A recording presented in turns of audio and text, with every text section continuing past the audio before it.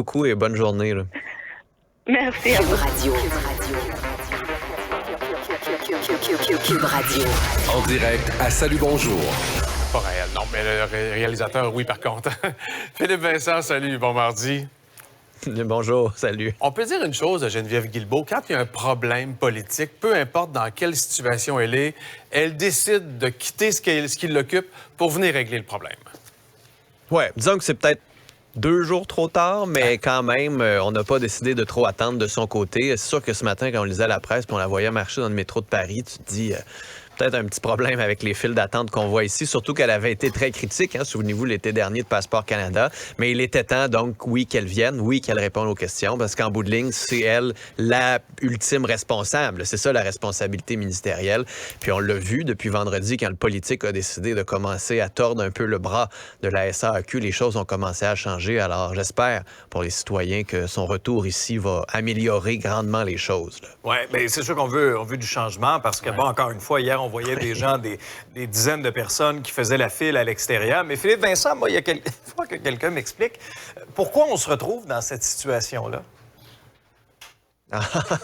C'est une bonne question. C'est complexe, c'est compliqué. D'abord, un changement informatique énorme. Après ça, on n'a pas pensé que... Tu sais, souvent, quand on prend des décisions là, très loin des gens, bien, on pense que tout le monde a ça, son relevé d'impôt puis son numéro. Puis là, ça va être facile parce que les gens, à 4-5 clics, vont pouvoir faire ça. Puis en bout de ligne, les systèmes fonctionnent parce qu'on les a fait un peu, on a fait les tests puis ça fonctionnait bien. Mais bon, il va peut-être y avoir des petits problèmes, mais tu sais, des petits problèmes. Puis les gens, ils viendront pas parce que les gens sont capables. Puis là, la police est censée savoir que les paiements fonctionnent. T'sais, hier, Mario Dumont avait le président de la SAQ qui disait non, tout est beau, les paiements fonctionnent. Puis quelques minutes après, il y avait celui qui était responsable de l'association des camionnages qui disait non, on a encore des problèmes avec les paiements. Fait que même eux sont pas nécessairement conscients des problèmes. Ouais. Je viens tout juste là, de parler avec Karina Gould, qui était la ministre, en fait, qui est la ministre responsable de Passeport Canada. Je me suis dit, on va lui parler.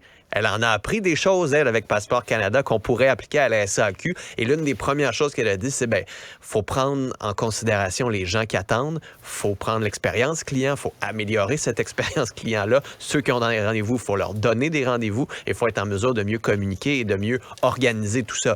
Alors, il y a tout ce problème d'organisation-là aussi autour des succursales, des mandataires de la SAQ qui a compliqué les choses. Et là, plus il y a de monde, plus ça s'alourdit, plus les gens voient des fils, plus les gens se disent « Oh boy, il va falloir que j'y aille ». Et là, donc, ça fait en sorte que ça augmente la pression sur le système qui est basé sur un système informatique qui n'est toujours pas parfait. Et ça aussi, ça complique les choses. Oui, mais parce que des fois, on accepte à tort ou on tolère des trucs dans le public qui ne passeraient jamais dans le privé, Philippe Vincent.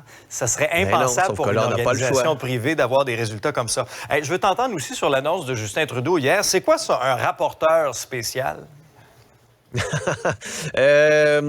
En termes politiques, je dirais que c'est quelqu'un qui va se pencher sur la situation pour bien l'analyser.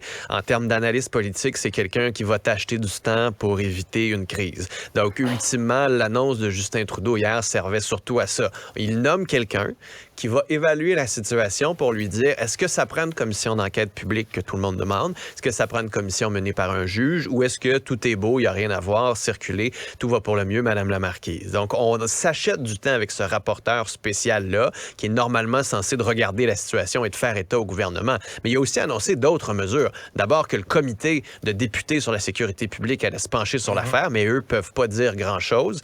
Et là aussi, il achète du temps parce que ce même comité-là, ou un comité similaire en 2019, avait fait un rapport sur l'ingérence étrangère et demandait au gouvernement d'agir. Puis on annonce des consultations. Ça, c'est pour acheter du temps aussi, sur le registre sur les agents étrangers.